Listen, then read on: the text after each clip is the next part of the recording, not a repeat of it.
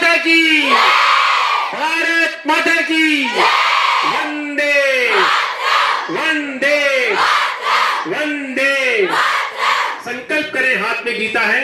आज पूज्य महाराज श्री संतोष सागर जी महाराज ने जो हमें सनातन धर्म का अनमोल उपहार प्रदान किया है, उस गीता को हम पढ़ेंगे, अपने जीवन में उतारेंगे, क्योंकि ये वो कृति है जो भगवान कृष्ण ने महाभारत के युद्ध में अपने मित्र अर्जुन को प्रदान की थी। वो संदेश दिया था। अर्जुन हताश हो गए थे, निराश हो गए थे, हार गए थे, हथियार डाल दिए थे, रथ के पीछे जाकर बैठ गए थे। उस समय भगवान कृष्ण ने वो संदेश सुनाया, जिसको आत्मसात करके अर्जुन ने अपने परम लक्ष्य को प्राप्त किया, विजय को प्राप्त की। ठीक उसी तरह से इस गीता को हम पढ़ेंगे, मजबूत बनेंगे, शक्तिशाली बनेंगे, हर चुनौती का सामना करेंगे और सहजता के साथ अपने लक्ष्य को प्राप्त करेंगे। माता पिता गुरुदेव के प्रति श्रद्धा रखेंगे और निश्चित रूप से अपने जीवन के हर संकट को आसानी से दूर करके अपने लक्ष्य को प्राप्त करेंगे। भारत माता की बहुत बहुत धन्यवाद।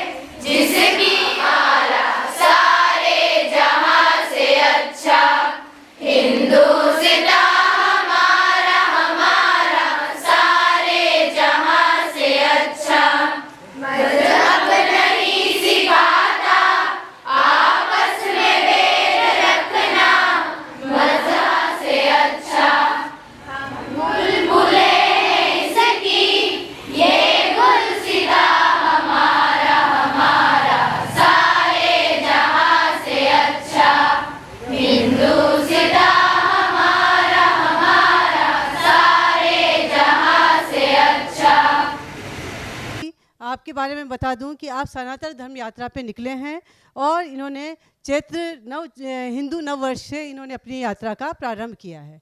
ये जो हैं गीता के सार को लेके चल रहे हैं और हमें जो है इनका मुख्य उद्देश्य है कि जो गीता है उसको आपके पाठ्यक्रम में चालू करना, क्योंकि गीता जो है वो आपने पढ़ी भी होगी, सुनी भी होगी कि वो सब तरह के जितने भी धर्म, जितने भी आदर्श, जितने भी मूल्य हैं उन्हें हमें सिखाती है। आदरणीय संतोष भाई का मैं यहाँ पर विद्यालय परिवार की तरफ से स्वागत करती हूँ, अभिनंदन करती हूँ और आशा करती हूँ कि आज जो हमें वो बताएंगे उन्हें हम अपने जीवन में उतारेंगे। धन्यवाद। बोलिए भारत माता की। पीछे तक आवाज आ रही है मेरी?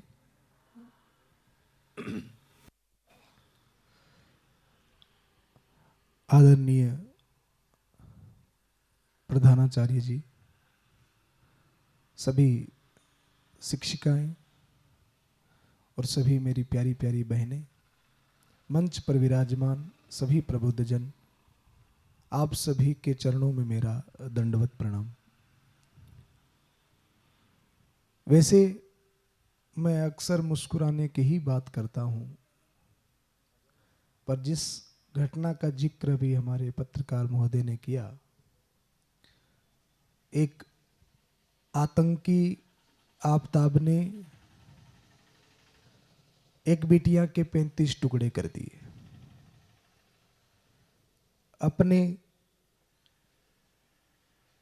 छल कपट से प्रेम जाल में फंसाकर, और ये बड़ी निर्मम हत्या।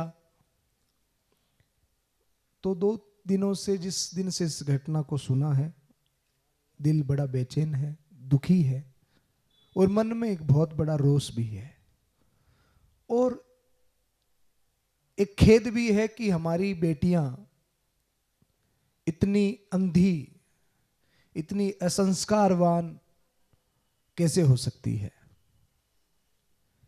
जिस भारत में हमें बचपन से ये सिखाया गया हो कि प्रात काल उठ के रघुनाथा, मात पिता गुरु नावही माथा, उस भारत के बच्चे अपने माता पिता के विरुद्ध कैसे हो सकते हैं। वास्तविकता में इस दुनिया में अगर सच्चे दिल से हमारा कोई भला चाहता हो तो मेरी नजर में 2 ही जने हैं, माता पिता और दूसरा गुरु। माँ बाप और गुरु, ये 2 शख्स ऐसे होते हैं जो आपको हमेशा बढ़ता हुआ देखना चाहते हैं। ये आपको हमेशा ऊंचाई की ओर देखना चाहते हैं।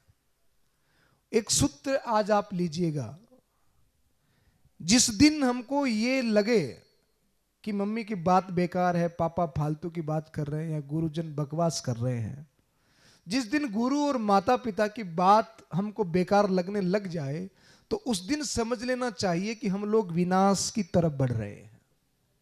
जिस दिन माता पिता और गुरु की बात समझ में आनी बंद हो जाए, तो उस दिन ये समझना चाहिए कि हम विनाश की तरफ बढ़ रहे हैं। तो आज बहुत सारी माताएं जो शिक्षिकाएं हैं और बहुत सारी सामने मेरी बेटियां बैठी है, तो महिलाओं का ही समूह है, ज़्यादा है, तो आज का विषय ही महिलाओं के लिए समर्पित है। तो इस विषय का हम शुरुआत करें। ये आधे घंटे का सत्र हो सकता है कि आपके लिए बहुमूल्य साबित हो। तो इस एक एक बात को आप ढंग से श्रवण करें और समझने का प्रयास करें गहराई से। मैं आप सबसे पहले ये पूछना चाहूँगा, कभी आपको ये लगा कि लड़कों के लिए फ्रीडम ज़्यादा है और हमारे लिए फ्रीडम कम है, बंदिशें ज़्यादा है? लगता है ऐसा?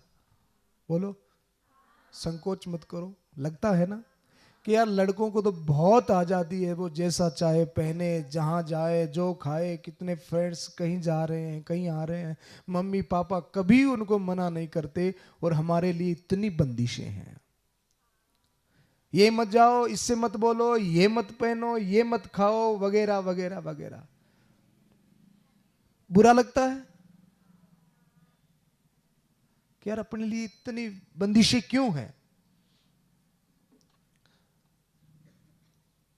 आप कभी किसी जौहरी की दुकान पर जाना,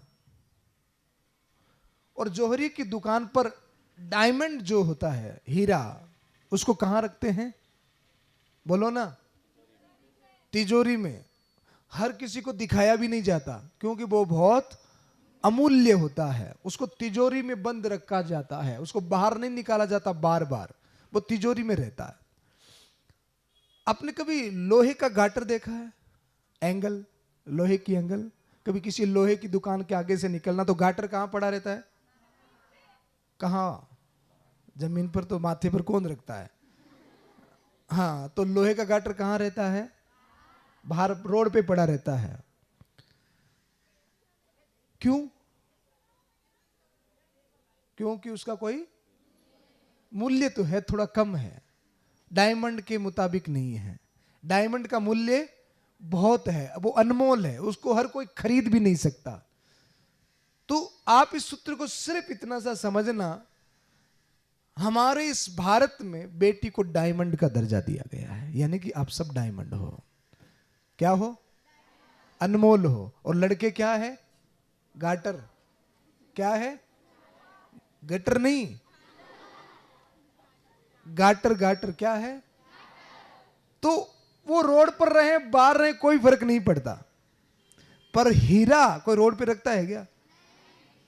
तो आप इस चीज को थोड़ा सा ढंग से सोचने लग जाएंगे कि यार हमारी कीमत बहुत है, हम अनमोल बहुत हैं, तो उस दिन आपका अपने आप को देखने का नजरिया बदल जाएगा। आज लड़कियों को 2-4 बातें सीखनी हैं। सबसे पहली बात, एक तो लड़की या औरत, जो भी माता बहन यहां पर बैठी है, सबके लिए है, हम अपने आप को सबसे पहले तो पीड़ित समझना बंद करें। हम अपने आप को कमजोर समझना बंद करें।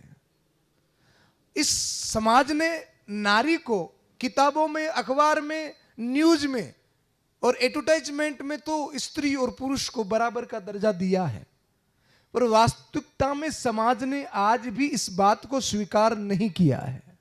बातें तो सब ये करते हैं, पर वास्तविकता में ये नहीं है, और इसका एकमात्र कारण ही आप लोग ही हो। आपके जीवन में नारी को अगर कमजोर समझा जा रहा है और अगर आप पीड़ित हो, तो इसका 100% दोष भी आपका ही है। अब इस बात को थोड़ा सा गहराई से और समझेंगे। आपने अपने आप को कमजोर समझा, पीड़ित समझा, और हर जगह पर जब स्त्री और पुरुष बराबर का मामला है, तो फिर ये लेडीज फर्स्ट वाला क्या सिस्टम है?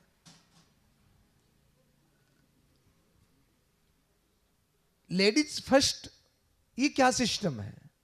आप केवल फर्स्ट एक सहानुभूति से, एक इमोशनल फैक्टर से आप लेडीज फर्स्ट होना चाहते हैं, एक इमोशनल अटैचमेंट से लेडीज फर्स्ट होना चाहती है।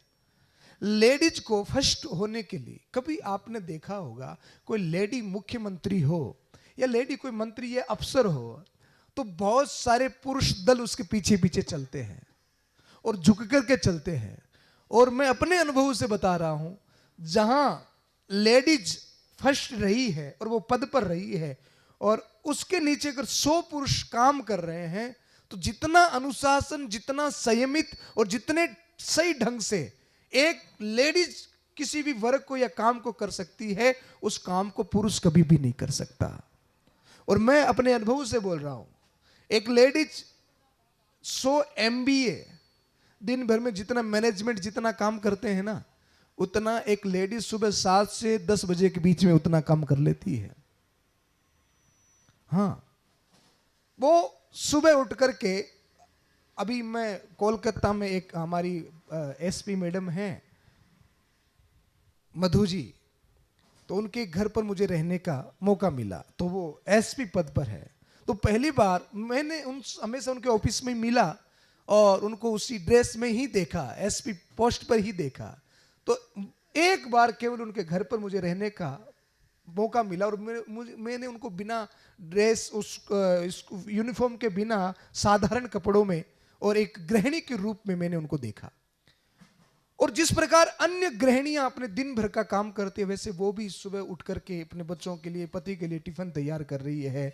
कभी वो कपड़े की मशीन चालू कर रही है, बीच में ही पति ने कहा कि थोड़ी सी प्रेस घुमा दे, तो वो प्रेस भी घुमा रही है। बीच में कोई कॉल आ गया तो उसको भी अटेंड कर रही है, बीच में रोटियां भी सेक रही है, हर एक काम को। और उनको 10 बजे ड्यूटी पर भी जाना है। तो 100 MBA जितना काम करते हैं, उतनी वो एक महिला 7 से 10 बजे के बीच में उतना काम कर देती है। तो एक सहन शक्ति, एक ताकत, एक सोचने की विधा, एक काम करने की क्षमता, अगर आप वास्तविकता में वैदिक पद्धति से इस विषय को जानोगे, तो वेद में लिखा है कि स्त्री पुरुष में हर मामले में 8 गुना ज्यादा क्षमतावान है, चाहे तो वो दिमाग में हो। हमारे यहां पर आज तो सिमिलर हो गया, पर आप पहले देखेंगे लड़की और लड़के की विवाह की उम्र में कितना भेद था। लड़की की उम्र क्या निश्चित थी विवाह की, और लड़के की? क्यों ये डिफरेंस क्यों था? कोई बता सकता है? लड़की 18 क्यों, लड़का 21 क्यों? किसी को पता है? मैं बताऊं, लड़का 21 साल में जितना मैच्योर होता है, बुद्धिमान होता है, उतनी बुद्धि लड़की को 18 साल में आ जाती है। यानी कि वो लड़के से पहले, यानी कि 3 इयर्स पहले वो लड़के से ज्यादा समझदार हो जाती है, आत्मनिर्भर हो जाती है, और वो अपनी जिम्मेदारियों को उठा लेती है, वो अपनी जिम्मेदारियों को समझने लगती है। और मैं हमेशा अपनी माताओं, बहनों को, बेटियों को एक संत के रूप में देखता हूं। मुझे नहीं लगता, हम संत किसको कहते हैं, जो जितना बड़ा त्यागी होता है उतना बड़ा संत होता है ना। तो मुझे नहीं लगता कि हमारी बेटियों से ज्यादा, बहनों से ज्यादा कोई त्यागी होगा। मेरी भी बड़ी 2 बहनें हैं और उनको भी हमने विदा किया है।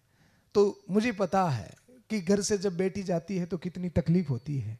पर एक भाई की, एक पिता की खुशी कब होती है, जब वो बेटी इस घर से जाकर उस घर को अपना लेती है, इस घर का ध्यान भी रखती है, उस घर का ध्यान भी रखती है, और 2-2 घर को वो संभाल लेती है। कितनी वो रिस्पॉन्सिबल होती है, कितनी वो जिम्मेदार होती है। आज हम घर से महीने 2 महीने बाहर रहते हैं ना, तो कहीं ना कहीं घर की याद आने लगती है, मम्मी पापा की, परिवार की याद आने लगती है। पर बेटियों को देखता हूं कि जिस घर को वो जानती नहीं, कभी जाना ही नहीं, और उस घर को वो अपना बना लेती है। और जिस घर में वो 20 वर्षों तक चहकी महकी, पली पोसी, बड़ी हुई, एकाएक उस घर को छोड़ करके दूसरे घर को अपना बना लेती है, कभी मुड़ करके उसकी तरफ रुख नहीं करती। इतना त्याग तो एक महान संत ही कर सकता है। इसीलिए शायद हमारे भारतवर्ष में ये कहावत है, घर में बेटी का जन्म होता है तो हम क्या कहते हैं, बोलो। कभी छोरे का जन्म होता है तो कोई कहता है क्या, विष्णु आया? सुना आपने? घर में बहू आती है तो हम क्या कहते हैं, जवाई आए तो, हाँ देखो माता जी का अनुभव है, बोले यमदूत आया है। हाँ, हमारे मारवाड़ में जवाई, ये कथा मैं कल कह भी रहा था, जवाई को जम कहा गया है। तो जवाई आता है तो कोई ये नहीं कहता कि विष्णु आया है, जम आया है। और बहू आती है तो क्या कहते हैं, लक्ष्मी आई है। बेटी होती है तो क्या कहते हैं, लक्ष्मी आई है। आज समाज जागरूक हो रहा है, पर इसी समाज ने, पर आज भी वो कचरा पूरी तरीके से निकला नहीं है। इस कचरे को आपको ही निकालना है। इसी समाज में अगर आप प्राचीन इतिहास उठा करके बैठेंगे तो बेटी घर में होती ना तो उसको अमल दे करके मार दिया करते थे। आज भी आप अखबारों में, हॉस्पिटलों में पढ़ेंगे ना, तो आपको जितने साल भर में जितने लावारिस बच्चे मिलते हैं ना, उनमें से 95% लड़कियां ही होती है। आज भी वो गंदगी, वो कचरा समाज के दिमाग से निकला नहीं है। आज भी आप अखबार, टेलीविजन में देखोगे तो हजारों बेटियां दहेज की आग में जल जाती है। आज भी हजारों बेटियों का शारीरिक शोषण होता है जिस भी प्लेटफॉर्म में वो जाती है। पर ये चीजें कब होती है, जब आप अपने आप को कमजोर और पीड़ित समझती हो। आज एक सबक सीखे, एक हुनर अपना, एक ऐसी काबिलियत अपने अंदर में पैदा हमको करनी है। जीवन में कोई ऐसी घटना, आत्मनिर्भर बनने का मतलब क्या है? आज स्त्री और पुरुष दोनों एक दूसरे के पूरक हैं। न तो स्त्री के बिना पुरुष का काम चलेगा, न पुरुष के बिना स्त्री का काम चलेगा। दोनों एक दूसरे के पूरक हैं। पर जितना आत्मनिर्भर पुरुष हैं, क्यों ऐसा पुरुष को लगता है कि ये नहीं होगा तो मेरा काम चल जाएगा, और क्यों स्त्री इतनी कमजोर हो जाती है कि ये नहीं होगा तो मेरा काम नहीं चलेगा?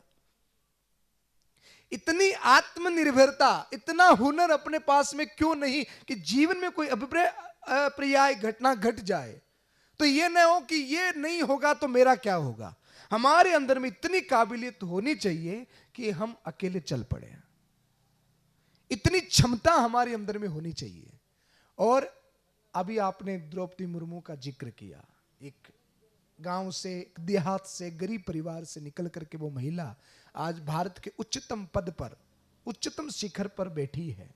तो सबसे पहली चीज है कि हम ये लेडीज फर्स्ट वाला जो सिस्टम है ना, अपने आप को कमजोर न समझें, अपने आप को पीड़ित न समझें। और लेडीज फर्स्ट केवल कहने से नहीं है, हमें फर्स्ट बनने के लिए उतनी मेहनत करनी पड़ेगी। हमें पापा की परी नहीं बनना है। क्या नहीं बनना है? हाँ, वो नहीं बनना। हमें झांसी की रानी बनना है, हमें प्रतिभा पाटिल बनना है, हमें इंदिरा गांधी बनना है, हमें द्रौपदी मुर्मू बनना है, हमें कल्पना चावला बनना है। हमें अपने आप को इतना आत्मनिर्भर करना है कि पुरुष भी हमारे सामने ताकतवर आके खड़ा हो जाए तो वो भी सर झुका करके बात करे। मैं अक्सर उदाहरण दिया करता हूं। हमारे मैम बीकानेर में एक कलेक्टर साहिबा आई थी, आपने नाम सुना होगा, आरती डोगरे, सुना है? तो उनकी हाइट थी इतनी 3.5 फीट और कोई लुक्स उनका नहीं था। आज हमारी बेटियां बुक्स पे ध्यान कम देती है और लुक्स पे ज्यादा ध्यान देती है। हमें ज्यादा ध्यान किस पे देना है? न कि लुक्स पे। अगर 25 साल तक अपनी काबिलियत, अपनी क्षमताओं को बढ़ाने में ध्यान दिया, अपनी अचीवमेंट पर ध्यान दिया और अपने आप का एक बड़ा गोल निर्धारित करके अपने आप को एक उच्च पद पर ले दिया, तो 75 वर्ष आपका लुक्स बढ़िया रहेगा। और अभी ज्यादा लुक्स पे ध्यान दिया ना तो 25 वर्ष के बाद में लुक्स बिगड़ जाएगा। ध्यान रखना। तो अभी ध्यान किस पे देना है? बुक्स पे ध्यान देना है, इसके अलावा किसी पे ध्यान नहीं देना है। और गुरु और माता पिता की बात को भगवान की आदेश और भगवान की बात मान करके स्वीकार करना चाहिए। तो लुक्स आरती डोगरे का 0, पर्सनैलिटी 0, पर उनका ओहदा इतना बड़ा। वो एक अमिताभ बच्चन की फिल्म का डायलॉग है ना कि हम जहां खड़े होते हैं लाइन वहीं से शुरू होती है। तो उन मैडम का ओहदा इतना है, कलेक्टर साहिबा हैं वो, और वो जहां खड़ी हो जाती है लाइन वहीं से शुरू होती है। तो आप वैसा बनना चाहती है कि नहीं बनना चाहती है? बनना चाहते हैं ना? तो एक स्टोरी मैं आपको सुनाता हूं। एक तालाब में, एक सरोवर में एक कीड़ों का समूह रहता था। एक कॉलोनी थी कीड़ों की। तो कमल का पुष्प उस तालाब में खिले हुए थे। तो कमल की नाल जो होती है वो तालाब की गहराई तक होती है। तो जो नीचे के जो कीड़े थे वो उस कमल की नाल को पकड़ करके ऊपर आते, और जो कीड़ा ऊपर तक चढ़ जाता वो ऊपर आने के बाद में कभी नीचे नहीं आता। तो जो बाकी का उनका जो समूह है था, जो उनकी कॉलोनी, जो समाज था, वो बड़ा परेशान कि यार जो भी कीड़ा ऊपर जाता है वो वापस लौट के नहीं आता, वापस एक भी लौट कर नहीं आता। बड़ा परेशान सब लोग। मीटिंग बुलाई गई कि यार ये जो कीड़े ऊपर जाते हैं वो लौट कर क्यों नहीं आते, इसकी खोज हमको करनी चाहिए। तो सबने मीटिंग बिठाई और उन समाज का जो एक लीडर, जो मुखिया था, उस मुखिया ने कहा कि देखो मैं जा रहा हूं और मैं प्रॉमिस करता हूं कि मैं इस चीज की पूरी तरीके से खोजबीन करके मैं वापस लौट करके आऊंगा। तो मैं जाऊं? तो सब ने मिलकर के कहा तुम जाओ खोजबीन करके आओ। तो वो कीड़ा भी ऊपर चढ़ा बहुत मेहनत करके, और फिर वो ऊपर आया। और जब उस कमल के ऊपर वो आकर के बैठा, उसने पहली बार जल की तल की गहराई को छोड़ करके वो पानी से ऊपर आया, कमल फूल के ऊपर आकर के बैठा। पहली बार उसने खुली हवा को महसूस किया, पहली बार उसने सूर्य को देखा, और वो इतना गुदगुदा रहा था उस कमल की खुशबू से, उस हवा की महक से और उस सूर्य के प्रकाश से, और उसको वो बहुत अच्छा फील हो रहा था। उसकी सूर्य की जो गर्मी जो उसको प्राप्त हो रही थी, उसका अंग अंग अंग अंग खुल रहा था। धीरे धीरे धीरे धीरे उसके शरीर में खुजली शुरू होने लगी। उसका शरीर जो सिकुड़ा हुआ था वो खुलने लगा, और उसके देखते ही देखते उस सूर्य की गर्मी से, उस ताजा हवा से उसके पंख निकल आए। और पंख निकलना आया, उसको अच्छा लगने लगा, अच्छा फील होने लगा। अब धीरे धीरे वो कमल के उस पुष्प से ऊपर उठने लगा। थोड़ा ऊपर उठा, थोड़ा और ऊपर उठा, थोड़ा और ऊपर उठा, और थोड़ी ही देर में उसके पूरे पंख खुल गए और वो खुले आकाश में उड़ने लगा, इधर उधर घूमने लगा, कभी इस फूल पर, कभी इस फूल पर, कभी यहाँ कभी वहां। खूब वो आनंदित होने लगा उस हवा का, उस महक का, उस सूर्य का, उस खुले आकाश का, सारी चीजों का वो आनंद लेने लगा। कभी इधर बैठे, कभी इधर बैठे। रात हो गई, आनंद लेता रहा, थक गया, एक कोना देख करके बैठ गया। फिर रात्रि भर सुस्ताता रहा, सुबह हुआ, फिर सूर्य की पहली किरण, फिर वो ये आनंद का आरंभ, फिर वो उड़ने लगा।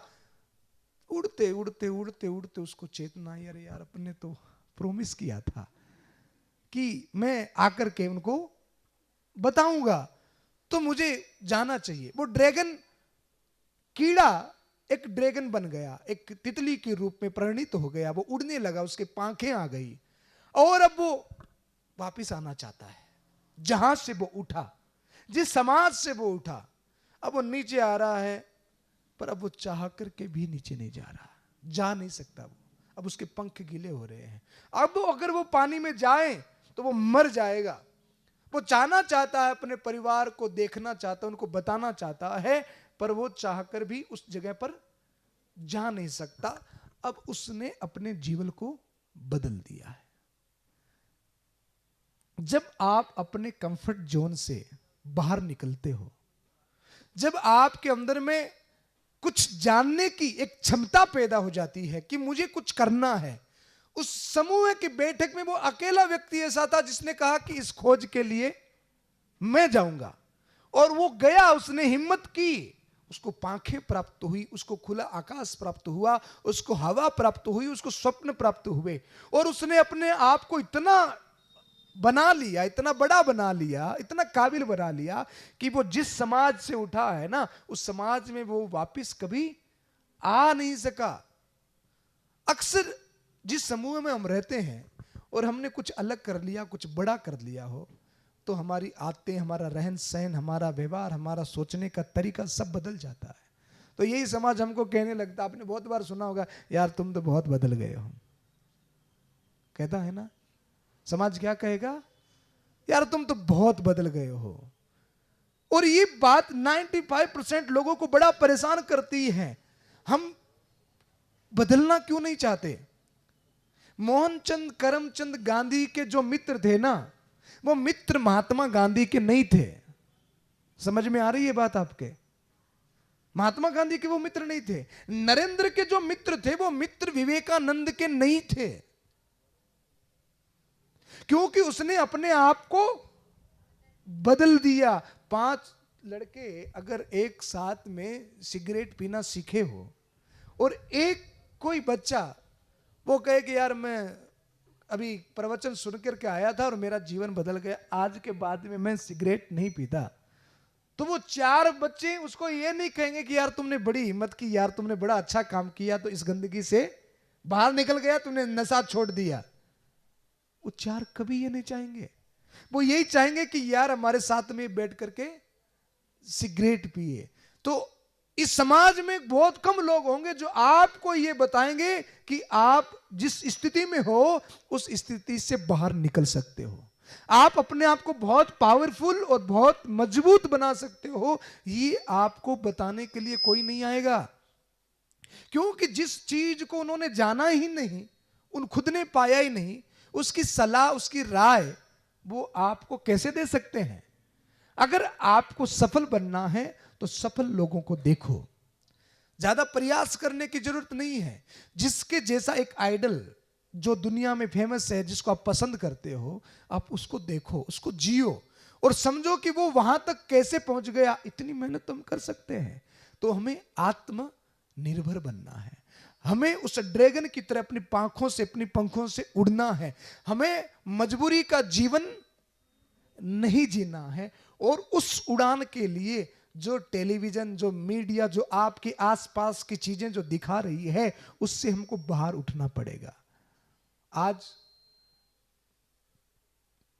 कितनी बेटियां यहां पर है जिनके पास में पर्सनल मोबाइल है?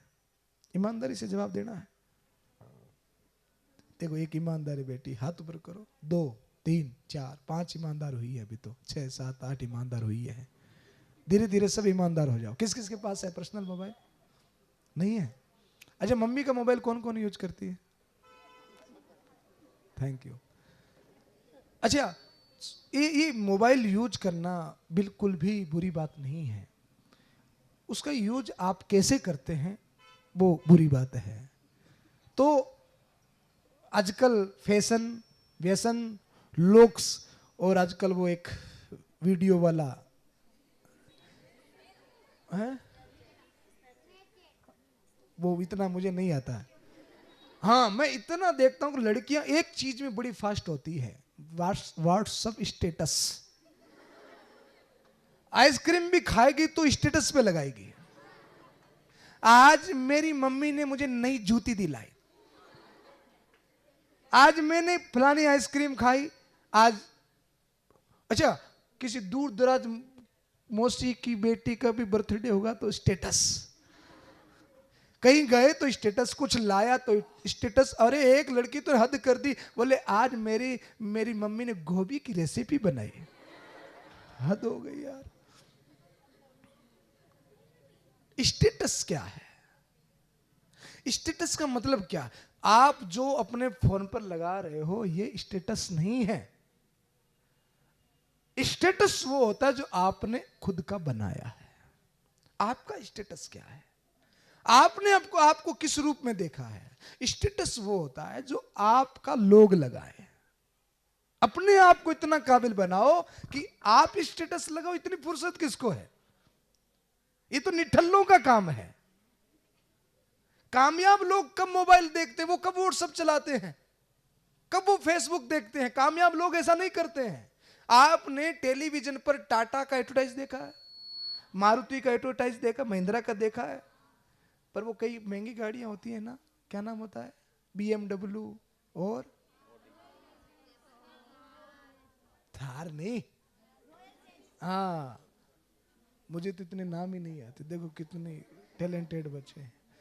पर मैं आपसे पूछना चाहता हूं, आपने BMW का कभी एड देखा है टेलीविजन पर?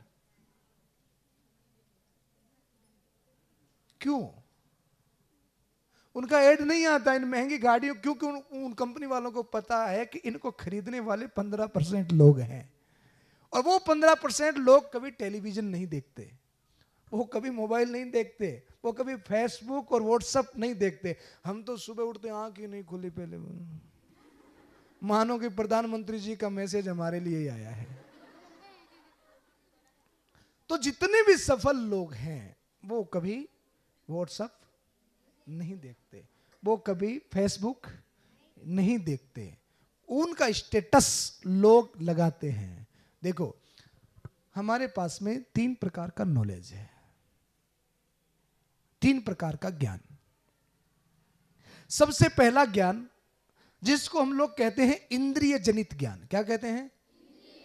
जो आंखों से दिखाई देता है और कानों से सुनाई देता है, वो इंद्रिय जनित ज्ञान, जो अमूमन सब लोगों के पास में होता है।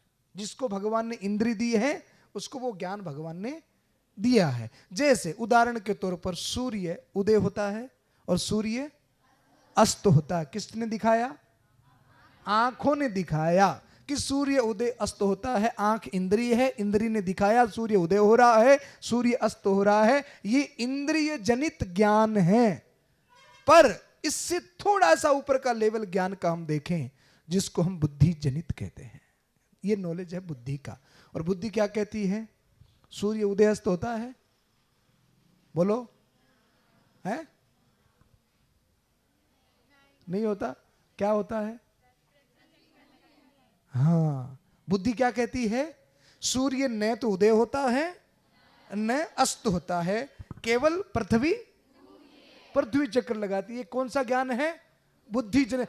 एक पानी का ग्लास भरा हो, उसके अंदर में आप चम्मच डाल दो, आंखों से आप देखोगे तो वो चम्मच आपको क्या दिखेगा? टेढ़ा दिखेगा। आंख क्या दिखा रही है?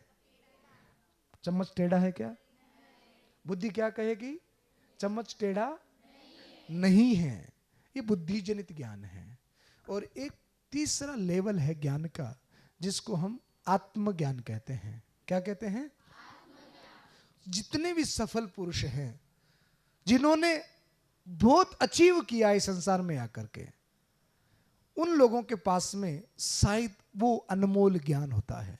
इस दुनिया में 85% लोग मजदूरी वर्क करते हैं, मेहनत करते हैं, यानी शरीर के नीचे के हिस्से से काम करते हैं। 15% लोग यहाँ से काम करते हैं। उसके लिए आत्मज्ञान और अद्भुत ज्ञान चाहिए। आप नर्सरी से लेकर कोई LLB करेगा, कोई MBA करेगा, कोई CA करेगा, कोई B.Ed करेगा, तो आपको हजारों किताबें पढ़नी पड़ेगी, पर उन हजारों किताबों से केवल आपको बौद्धिक बल प्राप्त होता है। और आज हमारे बौद्धिक स्तर इतना कमजोर है कि हमें कोई भी थोड़े से छलावे से हमको बदल सकता है, थोड़े से लालच से, थोड़े से मीठे शब्दों से कोई भी अपने जाल में हमको फंसा सकता है। हमारे अंदर में इतनी बौद्धिकता नहीं कि सामने वाले को हम तौल सकें कि किस लेवल की और किस विषय की बात कर रहा है। तो अपनी क्षमताओं को, अपने बौद्धिक स्तर को बढ़ाइए। ये फैशन, व्यसन, लुक्स, ये फ्रेंडशिप, ये मोबाइल, ये सिर्फ 4 साल आपको सुख दे सकते हैं। इसके बाद में बाकी का सारा जीवन आपका तकलीफ में और दुखी हो जाएगा। अगर आप पूरा जीवन आनंद से जीना चाहते हैं तो ये जो समय आप अभी के पास, आपका जो पढ़ाई का, एजुकेशन का जो समय है, इस समय का सदुपयोग करें। इसकी एनर्जी को अलग, कभी मोबाइल में, कभी अन्य चीज़ों में, कभी किसी फ्रेंडशिप में, कभी किसी अन्य चीज़ों में डालने की जरूरत नहीं है। अपनी एनर्जी को एक जगह एकत्रित करिए और अपने आप को मजबूत और सफल कैसे बना सकते हैं, केवल इस विषय पर चिंतन करिए। समझ में आ रही है मेरी बात? तो अपने आत्मज्ञान को प्रबल करिए, अपने स्तर को थोड़ा सा ऊंचा करिए। और इसी विषय पर मैं आज आपको एक बुक गाइड करने के लिए आया हूं। इस किताब का क्या नाम है? किस किस के घर में है? सबके घर में होगी, पर कईयों को नहीं पता होगी। सबके घर में है। अच्छा, किसी ने पढ़ा है आज तक भगवत गीता को? भगवत गीता को जिसने पढ़ा हो, 2 बेटियां पीछे हाथ ऊपर करे, आगे खड़े हो जाओ बेटा आप। ये लो, भगवत आप पढ़ा बेटा आपने? 2 अध्याय पढ़े हैं? वाह, आओ आप आगे आ जाओ। क्या नाम है आपका जी? आज आगे आ जाओ बेटा, संकोच मत करो। ममता के लिए ताली बजाओ भाई। अच्छा, आप कोई श्लोक आते हैं? एक आध श्लोक भी नहीं आता? चलो, जो 2 अध्याय में जो आपने पढ़ा हो, जिसमें आपको कुछ अनुभव हुआ हो और अच्छा लगा हो, थोड़ा शेयर करना चाहेंगे आप? जी बताइए। ममता। मेरा नाम ममता कुमावत है और मैं 12वीं साइंस में पढ़ती हूँ। और मैंने पढ़ा है कि अर्जुन एक विडंबना में फंसा होता है कि उधर उसके परिवार वाले होते हैं जिनको उसको मारना होता है। मतलब उन्होंने उनको मतलब अत्यंत कष्ट दिया, जिसके कारण तो श्री कृष्ण उसको कहते हैं कि हे अर्जुन, तू परेशान मत हो, जो तेरी समस्या है उसके बीच में जा और सोच कि तेरी समस्या क्या है, तुझे हल अपने आप मिल जाएगा। वैसे ही हम बहुत सारी समस्याओं और मतलब प्रॉब्लम से घिरे होते हैं, तो अपन को सबके बारे में सोचना नहीं है, बस उस प्रॉब्लम के बीच में जाना है और उसके बारे में सोचना है, ताकि अपन को पता चला कि अपनी समस्या क्या है और फिर हम उसी समस्या पर काम करके अपना सॉल्यूशन निकाल सकते हैं। Thank you. शानदार। ममता ने बहुत, बैठो बेटा, बहुत खूबसूरत, बहुत सुंदर तरीके से आपने बोला। इन्होंने बोला कि वो परिवार वालों के साथ में उसको मारना था। आप चाकू लेकर के मत खड़े हो जाना घर पे। हाँ, वो जो अधर्मी, जिन्होंने अपने धर्म का नाश किया, जिन्होंने अत्याचार और अन्याय किया, उसके विरुद्ध अर्जुन की लड़ाई थी। अर्जुन किसी व्यक्ति विशेष का नाम नहीं है। अर्जुन एक उस व्यक्तित्व का नाम है जो अपने राष्ट्र और धर्म के लिए जीता है। और उसके लिए जब भी कोई चैलेंज आया है तो कृष्ण ने आकर के उनको एक गीत सुनाया है, एक एडवाइस दी है, और उस एडवाइस का नाम है गीता। और ये एक मित्र ने मित्र को एक ज्ञान दिया है, एक उपदेश दिया है, एक बात कही है। और ये बात आज भी उतनी ही कारगर है जितनी 5000 साल पहले थी। आज भी हम लोग डिप्रेस होते हैं, चिंतित होते हैं, उदास होते हैं, तो क्या करते हैं? संगीत सुनते हैं, होता है ना, गाने सुनते हैं। जब भी मन उदास होता है, बोर होता है, मन ठीक नहीं होता, तो हम क्या करते हैं? गाने सुनते हैं, आज ब्लू है पानी पानी, है ना। पर इससे टेंशन और बढ़ जाती है। अर्जुन को भी उदास हो गए तो भगवान ने एक गाना सुनाया। गीता गीत ही, गीता क्या है? गीत है। अरे तू बैठ मेरे पास, बैठ, उदास काहे को होता, घबरा क्यों रहा, डर क्यों रहा, देख मैं तुझे गीत सुनाता हूं, एक गाना सुनाता हूं। और उस गाने का नाम क्या है? गीता, जो श्री कृष्ण ने अर्जुन को सुनाया। अच्छा एक बात और बताएं, जो भी मोबाइल हम लेकर के आते हैं या कोई भी इलेक्ट्रॉनिक आइटम हम प्रोडक्ट घर पे लेकर के आते हैं, तो उसके साथ में एक मैनुअल होता है ना, एक यूजर बुक होती है, गाइड बुक होती है कि इस प्रोडक्ट को कैसे यूज करना है। तो उसमें उस प्रोडक्ट का यूज, उसकी अपग्रेडिंग, उसका एरर क्लीनर, सारी चीजें दी हुई होती है। वैसे ही इस किताब में आप अपने आप को अपग्रेड कैसे कर सकते हो, आप अपने आप का यूज कैसे कर सकते हो, अपने आप को यूजफुल कैसे बना सकते हो। देखो ना, यही भारत है, और इसी भारत में एक व्यक्ति जो बेरोजगारी से लड़ रहा है और वो 15-20 हजार की नौकरी के लिए भी मारा मारा फिर रहा है, आजीविका नहीं चल रही। और इसी भारत में एक ऐसा व्यक्ति भी आपको मिल जाएगा जिसके पास में यूरोप कंट्री से विदेशी कंपनियां भारत के व्यक्ति के पास पीछे पीछे फिर रही है कि आप हमारी कंपनी को ज्वाइन करो, आप 100 करोड़ 200 करोड़ 500 करोड़ जितना पैकेज मांगेंगे हम देंगे। ऐसा होता है ना। ये वैल्यूज उसने खुद बनाई है अपनी। आप अपनी वैल्यू को बनाना चाहते हैं, अपनी कीमत बढ़ाना चाहते हैं, तो आपको हजारों किताबों के साथ में एक किताब, एक बुक ऐड करनी चाहिए जिसका नाम है, जितनी भी टॉप पर्सनैलिटीज हैं भारत को, उसकी बायोग्राफी को उठाकर पढ़ेंगे तो आपको भगवत गीता मिलेगी। दुनिया की टॉप मोस्ट यूनिवर्सिटीज में अगर कोई किताब पढ़ाई जाती है, इंडोनेशिया में तो MBA की कोर्स में सम्मिलित है, ये मैनेजमेंट की पूर्ण किताब है जिसका नाम है भगवत गीता। कैसे खाना, कैसे बोलना, कितना खाना, कब खाना, किसके साथ में कैसा व्यवहार करना, किस सिचुएशन को कैसे हैंडल करना, सारी की सारी चीजें किसमें हैं? भगवत गीता में। पर जो किताबें आप स्कूल में पढ़ते हो ना, उनसे 1000 गुना ज्यादा ये बोरिंग है, उससे 1000 गुना ज्यादा ये चैलेंजिंग है। एक पत्ता खोलोगे, अरे यार धर्म क्षेत्र कुरुक्षेत्र, ये क्या लिखा है, छोड़ो यार नहीं पढ़ना, बोर हो जाओगे आप। पर जिसने भी इसको चैलेंज के रूप में एक्सेप्ट कर लिया हो, और जो समय आप अन्य चीजों को, फैशन को, लुक्स को और मोबाइल को देते हो, वो समय अगर रोज आप 15 मिनट 20 मिनट इस भगवत गीता को देने लग गए और इसको समझने का प्रयास कर लिया और अपने रूम में लिख लिया एक चैलेंज के रूप में कि जब तक मैं इसको समझूंगी नहीं तब तक इसका पीछा नहीं छोड़ूंगे, और इसको आपने पूरी तरीके से जान लिया, इसका एक एक मीनिंग को, एक एक बात को समझ लिया, तो मुझे नहीं लगता कि दुनिया में कुछ और जानना शेष रह जाता है। ये दुनिया का इतना अनमोल ज्ञान है। समझ में आई बात? पर ये बहुत बोरिंग है। कब तक? जब तक समझ में न आए, और समझ में आने लग गई तो दुनिया में इससे ज्यादा इंटरेस्टिंग कुछ और नहीं है। तो अगर आज ये किताब हम आपको भेंट करें, गिफ्ट दूं मैं आपको, मेरी प्यारी बहनों को, तो आप लेंगे? हाँ, फोकट में मिल रही इसलिए लेंगे। क्या करेंगे? कौन कौन पढ़ेगा? हाथ ऊपर करो तो लो, कर लो बात। सब पढ़ेंगे? पक्का? अच्छा ये तो नहीं हो कि घर जाओ और लो दादी मैं काल आई हूं आपके लिए, ऐसा तो नहीं होगा? पढ़ेंगे? अच्छा ये भी ना हो कि कल स्कूल आओ टीचर्स पूछे बेटा ममता होमवर्क किया, बोले मैं तो गीता पढ़ रही थी, ऐसा तो नहीं होगा ना।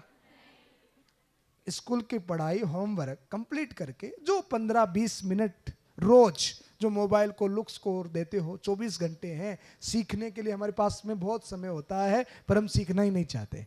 तो अपने जीवन की उपलब्धि के लिए रोज कितना देना इसको? पक्का पढ़ेंगे? तो प्रॉमिस के लिए दोनों हाथ ऊपर करो आप पहले, सबका फोटो ले लेना भाई। हाँ। अच्छा ठीक है, नीचे करो। मैं वापिस 2 महीने के बाद में राजसमंद आ रहा हूं, तो आज तो मैंने केवल इसकी इंपॉर्टेंस बताई है, कुछ आपके लिए बातें कही है। 2 महीने के बाद में हम किस पे चर्चा करेंगे?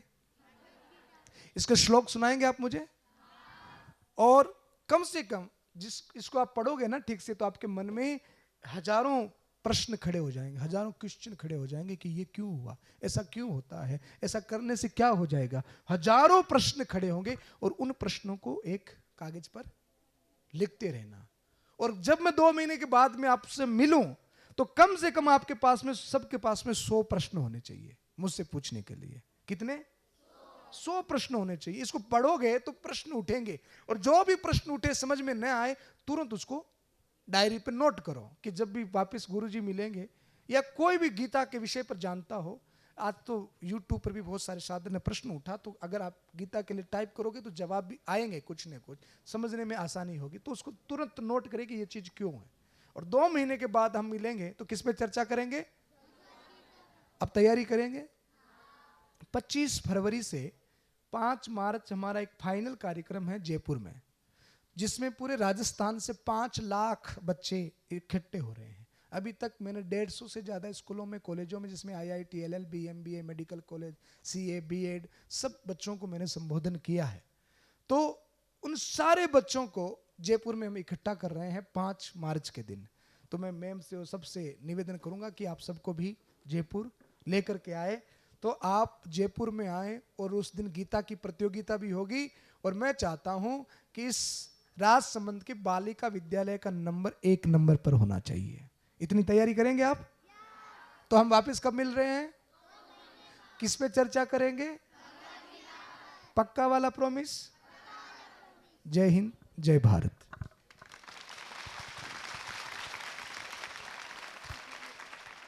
एक बच्ची है, महाराज श्री को भी पसंद आएगा, डिम्पल। बहुत अच्छी कविता, मैंने जब इसमें मैंने सेशन रखा था, आज मैं वो कविता महाराज श्री भी सुनेंगे तो थोड़ा अच्छा लगेगा। हमारे विद्यालय के प्रधानाचार्य जी, पधारे हुए अतिथिगण, समस्त स्टाफगण एवं मेरे छोटे बड़े भाई बहनों, मैं आपके सामने एक कविता प्रस्तुत करना चाहती हूँ। कृपया उसे ध्यानपूर्वक सुने। मैं स्त्री हूँ, मैं स्त्री हूँ, मैं स्त्री हूँ, मैं नारी हूँ, मैं कली हूँ, मैं फुलवारी हूँ, मैं दर्शन हूँ, मैं दर्पण हूँ, मैं नाग में ही गर्जन, मैं बेटी हूँ, मैं माता हूँ, मैं बलिदानों की गाता हूँ। मैं द्रौपदी हूँ, मैं सीता हूँ, मैं द्रौपदी हूँ, मैं सीता हूँ। पुरुषों की इस दुनिया ने मुझे कैसी ये नीति दिखलाई, पुरुषों की इस दुनिया ने मुझे कैसी ये नीति दिखलाई। कभी जुए में हार गए, कभी अग्नि परीक्षा दिलवाई, कभी जुए में हार गए, कभी अग्नि परीक्षा दिलवाई। कलयुग हो या सतयुग हो, इल्जाम मुझी पर आता है, क्यों घनी अंधेरी सड़कों पर चलने से मन घबराता है। मैं डरती हूँ, मैं डरती हूँ, मैं मरती हूँ जब सफर अकेले करती हूँ। डर का साम्राज्य बढ़ता है, कोई साया पीछा करता है। मेरी मुट्ठी बंध जाती है, दिल की धड़कन बढ़ जाती है तरल पसीना माथे पर, दिल में मेरे घबराहट है। जाने ये किसका साया है, जाने ये किसकी आहट है, जाने ये किसका साया है, जाने ये किसकी आहट है।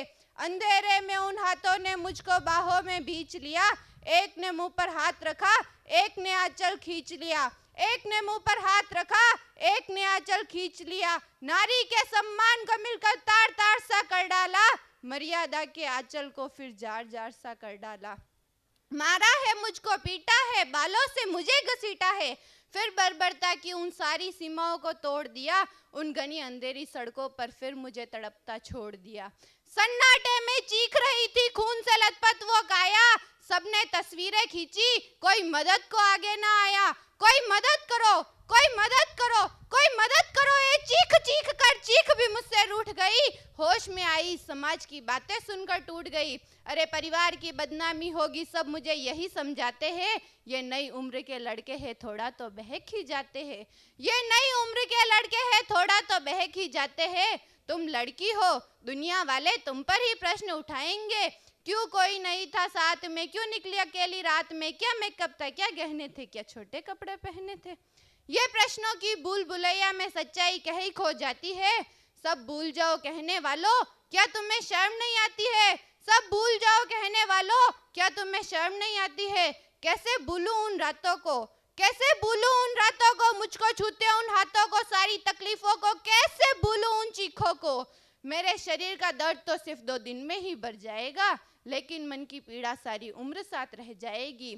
सब भूल जाओ कहने वालों, सब भूल जाओ कहने वालों, याद रखो ये आखिरी गलती आपकी भी हो सकती है, याद रखो ये आखिरी गलती आपकी भी हो सकती है। कल सड़क पर बेसुध बहन या बेटी आपकी भी हो सकती है, कल सड़क पर बेसुध बहन या बेटी आपकी भी हो सकती है। और इस एहसास से बढ़कर कोई दर्द नहीं हो सकता, जो नारी का अपमान करे वो मर्द नहीं हो सकता, जो नारी का अपमान करे वो मर्द नहीं हो सकता। Thank you.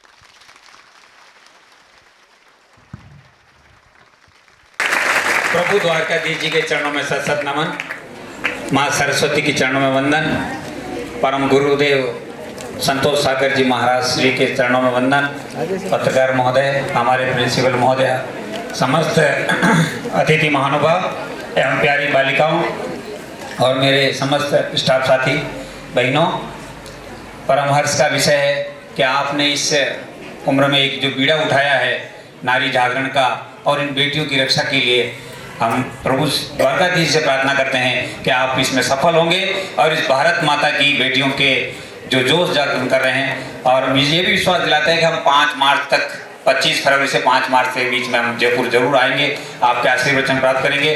आपके द्वारा जो बताया गया मार्ग है श्रीमद् भगवत गीता का, वो प्रतिदिन 15 मिनट जरूर हम वाचन करेंगे और स्मरण करेंगे और उनकी दी हुई शिक्षाओं के ऊपर जरूर हम चलेंगे। और इसी के साथ आप पधारे इस राजसमंद की धरती पर, अहोभाग्य है। प्रभु द्वारकाधीश जी आपको सफलता प्रदान करें, इसी आशा और विश्वास। धन्यवाद। जय हिंद, जय भारत माता की, भारत माता की, भारत माता की, वंदे वंदे वंदे। संकल्प करें, हाथ में गीता है। आज पूज्य महाराज श्री संतोष सागर जी महाराज ने जो हमें सनातन धर्म का अनमोल उपहार प्रदान किया है, उस गीता को हम पढ़ेंगे, अपने जीवन में उतारेंगे, क्योंकि ये वो कृति है जो भगवान कृष्ण ने महाभारत के युद्ध में अपने मित्र अर्जुन को प्रदान की थी। वो संदेश दिया था। अर्जुन हताश हो गए थे, निराश हो गए थे, हार गए थे, हथियार डाल दिए थे, रथ के पीछे जाकर बैठ गए थे। उस समय भगवान कृष्ण ने वो संदेश सुनाया, जिसको आत्मसात करके अर्जुन ने अपने परम लक्ष्य को प्राप्त किया, विजय को प्राप्त की। ठीक उसी तरह से इस गीता को हम पढ़ेंगे, मजबूत बनेंगे, शक्तिशाली बनेंगे, हर चुनौती का सामना करेंगे और सहजता के साथ अपने लक्ष्य को प्राप्त करेंगे। माता पिता गुरुदेव के प्रति श्रद्धा रखेंगे और निश्चित रूप से अपने जीवन के हर संकट को आसानी से दूर करके अपने लक्ष्य को प्राप्त करेंगे। भारत माता की बहुत बहुत धन्यवाद।